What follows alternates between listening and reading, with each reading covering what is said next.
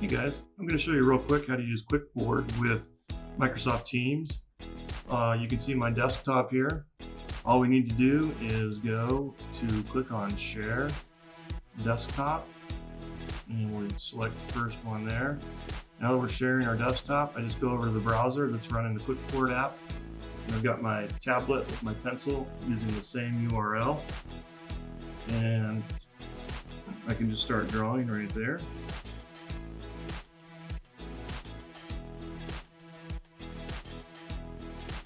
And that's it. And now you can also copy this URL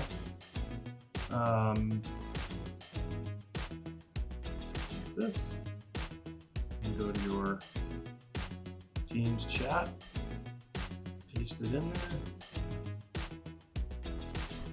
Now anybody that's on that call, on that video conference, you just click on it, it will open another browser on their system, and they can interact and take part in your demo, just like that.